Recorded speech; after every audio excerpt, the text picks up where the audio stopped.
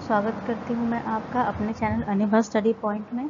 तो बच्चों या दोस्तों, आज हम पढ़ने वाले हैं डेमोक्रेसी एंड एजुकेशन के बारे में, जो कि कंटेम्प्रेरी इंडिया का एंड एजुकेशन का सब्जेक्ट का टॉपिक है और ये बीएड फर्स्ट ईयर का टॉपिक है और आप इसे जनरली भी समझ सकते हैं।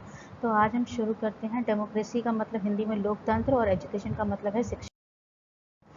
तो देखिए, पहले एजुकेशन जान लेते हैं, शिक्षा क्या है। तो एजुकेशन जनरल सेंस में एक तरह की ऐसी लर्निंग होती है, अधिगम होता है, जिसमें नॉलेज को, स्किल को, हैबिट को एक ग्रुप मतलब एक ग्रुप से दूसरे ग्रुप में ट्रांसफ़र किया जाता है और एक जनरेशन से दूसरे जनरेशन में भी इसको ट्रांसफ़र किया जाता है। एजुकेशन एक इंसान को तैयार करती है, ये शिक्षा तैयार करती है ताकि वो डेली लाइफ की तकलीफ़ों को सह सके, अपनी जो लाइफ में चैलेंजेस आ रहे हैं उससे लड़ सके और एक बेहतर इंसान बन सके। इसीलिए एजुकेशन हमारे लिए ज़रूरी मानी जाती है। देखिए, एजुकेशन जो सिस्टम इंडिया में है वो ज़्यादातर थ्योरी वाले नॉलेज पर बहुत फोर्स करते हैं देन प्रैक्टिकल नॉलेज। इस वजह से ही हमारी जो एजुकेशन की क्वालिटी है वो थोड़ी सी कम है बाकी देशों के मुकाबले।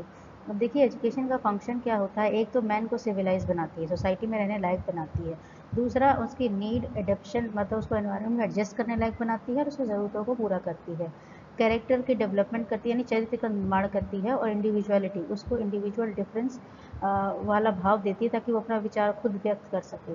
उसको लाइफ के लिए प्रिपेयर करना और एक गुड सिटीजन बनाना, ये काम भी एजुकेशन का होता है।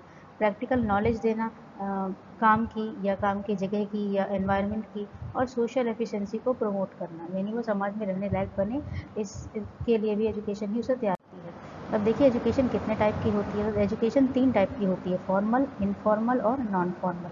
फॉर्मल वो एजुकेशन होती है जो हमें स्कूल कॉलेजेस में मिलती है, जहाँ पर हमें सर्टिफिकेट भी दिया जाता है हमारी पढ़ाई का, और नंबर भी दिए जाते हैं, हमें ऑब्जर्व भी किया जाता है। इनफॉर्मल वो होती है जो हमें घर पर या पूरी लाइफ जो एजुकेशन दूसरों से मिलती रहती है, जिसके लिए कोई सर्टिफिकेशन नहीं होता। जैसे कि हमारी मदर ने हमको ट्रेंड किया किसी काम के लिए, सोसाइटी ने हमसे कुछ कह दिया, तो वो सारी इनफॉर्मल एजुकेशन है। या हमने अपने एक्सपीरियंस से कुछ सीखा, तो वो भी इनफॉर्मल में आ जाता है। अब बात होती है नॉन फॉर्मल की। तो ये एक ऐसे फ्लेक्सिबल मेथड है जिसमें आप स्कूल कॉलेज नहीं जाते, आप ओपन एजुकेशन लेते हैं, ओपन डिस्टेंस एजुकेशन लेते हैं, आपको सर्टिफिकेशन भी दिया जाता है। तो ये नॉन फॉर्मल एजुकेशन में आ जाता है। जैसे कि ओपन यूनिवर्सिटीज़ हैं, वो इसके अंदर आती हैं, जो कि नॉन फॉर्मल देती हैं। ये वो उन लोगों के लिए है जो काम वगैरह करते हैं और डेली क्लासेस को अटेंड नहीं कर सकते। अब हम डेमोक्रेसी की बात करते हैं, लोकतंत्र की बात। ये एक ऐसी गवर्नमेंट है जिसमें जो सारी पावर है वो इन लोगों के हाथ में होती है, और इनडायरेक्टली और डायरेक्टली लोग ही अपना रिप्रेजेंटेटिव चुनते हैं, और वो क्या करेगा, किस तरह का काम करेगा, ये भी लोग ही डिसाइड करते हैं। तो ये पॉलिटिकल सिस्टम की तरफ इशारा करता है, जहाँ पर लोग ही अपनी ड्यूटीज़ को पूरा करते हैं, वोट देते हैं, एक बंदे को खड़ा करते हैं जो कि उनके लिए लड़ेगा। और यहाँ पर हमें बोलने की आज़ादी होती है, अपना जीवन जीने की आज़ादी होती है, अपने हिसाब से पढ़ने की आज़ादी होती है। तो जो कॉमन पीपल हैं यहाँ पर प्राइमरी सोर्स कंसिडर किए जाते हैं पॉलिटिकल पावर के, यानी लोगों ने ही किसी को बनाया है नेता, और लोग ही उसको हटा सकते हैं, और वो काम किसके लिए करेगा, लोगों के लिए ही करेगा, यानी हमारे लिए ही करेगा। अब देखिए, डेमोक्रेसी कितने टाइप की होती है। डेमोक्रेसी 2 तरीके से होती है, डायरेक्ट डेमोक्रेसी और इनडायरेक्ट डेमोक्रेसी। डायरेक्ट डेमोक्रेसी में पीपल डायरेक्टली पार्टिसिपेट करते हैं। जैसे कि सरकार ने कोई प्रपोजल निकाला, कोई नियम निकाला, तो उस पर सिटीजन्स डायरेक्टली वोट करते हैं। अगर उनको पसंद आया तो एक्सेप्ट कर लेंगे, नहीं आया तो रिजेक्ट मार देंगे। तो सारा जो डिसीजन है वो लोगों के ओपिनियन पर डिपेंड करता है। जैसे कि स्विट्ज़रलैंड एक देश है जहाँ पर डायरेक्ट डेमोक्रेसी चलती है, यानी जो मेन बॉडी है वो पीपल से डायरेक्ट कनेक्ट हो जाती है, किसी बीच वाले रिप्रेजेंटेटिव को खड़ा नहीं करना पड़ता। और इनडायरेक्ट डेमोक्रेसी में सिटीजन्स पार्टिसिपेट नहीं करते पॉलिटिकल सिस्टम में, वो अपने लिए एक रिप्रेजेंटेटिव, एक नेता को सेलेक्ट करते हैं, जो कि एक माध्यम की तरह काम करता है और सरकार उनके बिहाफ पर इलेक्शंस पर खड़ा होता है। फॉर एग्जांपल, ये सिस्टम इंडिया में है। इंडिया में इनडायरेक्ट डेमोक्रेसी चलती है। अब देखिए, रिलेशन क्या है एजुकेशन और डेमोक्रेसी का। तो एजुकेशन हमारा बर्थ राइट है, यानी हर एक इंडिविजुअल को हक है कि वो जन्म से ही उसे शिक्षा दी जाए, और कोई डिस्टिंक्शन नहीं हो एजुकेशन के फील्ड में। मतलब किसी तरह की कोई भेदभाव नहीं होना चाहिए कि इसको देना है, इसको नहीं देना है। एजुकेशन से एक इंसान सोसाइटी को चेंज करने के लिए खड़ा होता है। तो जो चाइल्ड है उसके अंदर मेंटल ट्रेट्स यानी दिमागी तौर पर कुछ गुणों का विकास होता है, जो उसको ये मानने पर विश्वास करा देता है कि आप सोसाइटी में चेंज ला सकते हैं। तो अगर डेमोक्रेसी होगी तो एजुकेशन में भी चेंजेस आएंगे, और डेमोक्रेसी नहीं है तो एजुकेशन भी हमें दूसरों के हिसाब से करनी पड़ जाएगी। अब देखिए, ऑब्जेक्टिव्स क्या होते हैं डेमोक्रेटिक एजुकेशन के education for democracy in emerging Indian society. देखिए, जब ब्रिटिश आए थे इंडिया में तो वो ज़्यादा इंटरेस्टेड थे एडमिनिस्ट्रेशन में, तो उनको अपने लिए वर्कर्स चाहिए थे। तो उन्होंने क्या किया था, इंडिया में लोगों को तैयार करना शुरू किया, उनको इंग्लिश पढ़ाई, हमारा करिकुलम चेंज कर दिया, हमारा सिस्टम चेंज कर दिया। और जब हम इंग्लिश को मेन इंपॉर्टेंस दी, अब 69 ईयर से ज़्यादा हो गए हैं हमें इंडिपेंडेंस मिले, तब भी हमारी जो सोसाइटी उसमें कोई चेंज नहीं आया और हम वैसे ही इंग्लिश पढ़ते हैं। और एक बंदा जो ज़्यादा पढ़ा लिखा है वो दूसरे बंदे को तुच्छ समझता है, उसको क्रिटिसाइज़ करता है या डिस्क्रिमिनेट करता है। जो सेकेंडरी एजुकेशन कमीशन, उन्होंने कहा भी था कि जो एम और ऑब्जेक्टिव फ्री डेमोक्रेटिक एजुकेशन का ये होता है कि आप इंसान के अंदर हैबिट, एटीट्यूड, क्वालिटी लेकर आइए जिससे वो एक अच्छा इंसान बन सके और अपनी ड्यूटीज़ को निभा सके, ना कि दूसरों के साथ एक डिफरेंस क्रिएट करे, डिफ्रेंशिएट करे दूसरों को।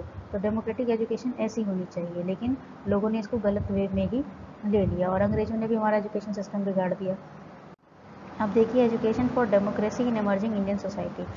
डेमोक्रेटिक वैल्यूज़ जो है उसके लिए 4 एम्स रखे गए हैं। एक तो जब हमारे पास डेमोक्रेटिक वैल्यूज़ होती है तो हमारी प्रोडक्टिविटी अच्छी आती है, यानी काम ज़्यादा करते हैं, हम सोशल और नेचुरल इंटीग्रेशन को अचीव कर पाते हैं, मॉडर्नाइजेशन की तरफ जा पाते हैं, सोशल, मोरल और स्पिरिचुअल वैल्यूज़ को गेन कर पाते हैं। और कुछ प्रैक्टिसेस हैं जो एजुकेशन में ली जानी चाहिए, जैसे कि करिकुलम। अगर आप करिकुलम जो पहले वाला चल रहा है उसको रिकंस्ट्रक्ट करिए, यानी दोबारा बनाइए। इसको एनवायरनमेंट बेस्ड बनाइए, इंटरेस्ट बेस्ड बनाइए, फ्लेक्सिबल बनाइए और डाइवर्सिफाइड बनाइए, जिसमें हर एक ग्रुप की रिस्पेक्ट हो। और जो सब्जेक्ट है, एक्टिविटीज़ है, करिकुलम है, वो भी इस तरीके से ऑर्गेनाइज करिए ताकि ये एक dynamic habit, healthy attitude, understanding को प्रमोट करे, ना कि किस तरीके से डिस्क्रिमिनेट करे एक बंदे को दूसरे बंदे के मुकाबले। अब ये देखिए, मेथड्स क्या होने चाहिए डेमोक्रेटिक एजुकेशन में टीचिंग के। टीचिंग मेथड जो है वो सब्जेक्ट मैटर पर बेस्ड होने चाहिए और बच्चे की साइकोलॉजी का भी ध्यान हमें रखना पड़ता है। इसमें हम कुछ तरीके ऐसे यूज़ करेंगे जिससे बच्चे अट्रैक्ट हों, जिसमें लेक्चर मेथड को छोड़कर आप बाकी सारे मेथड्स यूज़ करिए, जैसे कि लेबोरेटरी प्लान है, डेल्टल प्लान है, मॉनेस्ट्री मेथड है, एक्सपेरिमेंटल मेथड्स हैं। तो इन चीज़ों को अगर टीचर अप्लाई करता है और टीचर अगर एक फ्रेंड और फिलोसफर की तरह काम करता है और एक गाइड की तरह काम करता है, तो बच्चे ज़्यादा अच्छे से किसी चीज़ को गेन कर पाते हैं और अच्छा सीख पाते हैं। तो प्रोग्राम लर्निंग, जैसे कंप्यूटर असिस्टेड लर्निंग या ई लर्निंग है, जो लेटेस्ट डिवाइस है लर्निंग के, इसको अगर आज हम यूज़ करते हैं तो हमारी जो शिक्षा है और बेटर हो सकती है और बेटर हम डेमोक्रेटिक एजुकेशन दे पाएंगे। अब देखिए, democracy is a respect for dignity of the person. Democracy की जो है वो चाहिए, क्योंकि इससे इंसान की एक इज्जत, सेल्फ रिस्पेक्ट जुड़ी हुई रहती है। तो देखिए, it is a government of many. ये एक ऐसी सरकार है जो बहुत लोगों की है, बाय द मैनी और फॉर मैनी। मतलब ये बहुत लोग इस सरकार को चला रहे होते हैं। और एजुकेशन पैटर्न जो डेमोक्रेसी है वो इंटरेस्ट डिपेंड करता है इंटरेस्ट पर बहुत सारे लोगों के। बिसाइड दैट, डेमोक्रेसी इस बात में भी बिलीव करता है कि एक इंसान की डिग्निटी का हमें ध्यान रखना है, किसी की भावनाओं को ठेस नहीं पहुंचाना है। और ये हर एक पर्सन को शुरू से लेकर एंड तक सिखाता है। और एक डेमोक्रेटिक सेटअप में मैन को एजुकेट किया जाता है ताकि वो दूसरे मैन की, दूसरे सेक्स की रिस्पेक्ट कर सके, कलर की रिस्पेक्ट कर सके, रेस की कर सके, हाई और लो का डिफरेंस ना रखे, इकोनॉमिक कंडीशन जो पेरेंट्स की उसकी रिस्पेक्ट कर सके। तो एजुकेशन अगर इस तरह की शिक्षा देने में असमर्थ है तो वो डेमोक्रेटिक एजुकेशन नहीं मानी जाएगी और सोसाइटी इससे अफेक्ट होगी। अब देखिए, आगे करते हैं। एजुकेशन शुड डेवलप लव, मतलब शिक्षा ऐसी होनी चाहिए जिससे हमारे काम के प्रति हमारे अंदर प्रेम की भावना जागृत हो, ना कि नफरत। तो जो प्रेजेंट सिस्टम एजुकेशन को स्टूडेंट को प्रिपेयर करता है कि आप हायर क्लासेस में एडमिशन लीजिए, आपको दूसरों को दिखाने के लिए पढ़ना है, ना कि अपनी लाइफ को सुधारने के लिए, जिसकी वजह से हम सोसाइटी में कॉम्पिटिशन में लग जाते हैं और हमारी मोरल वैल्यूज़ गिर जाती है और दूसरों से कॉम्पिटिशन के चक्कर में हम बहुत सारे गलत रास्ते अपनाते हैं। तो डेमोक्रेटिक सोसाइटी में ट्रू सेंस में एजुकेशन वो होनी चाहिए जिससे कि आपका एक जो एटीट्यूड है वो प्यार वाला होना चाहिए दूसरों के प्रति, ना कि नफरत वाला। काम आपके लिए एक पूजा होनी चाहिए, ना कि एक बोझ होना चाहिए। और आप उसे खुश होकर करें और आप ये सोचें कि उससे आप अपना और सोसाइटी का फ़ायदा कर सकते हैं, ना कि ये सोचें कि हम उससे नफरत फैलाएं और दूसरों का नुकसान कर दें।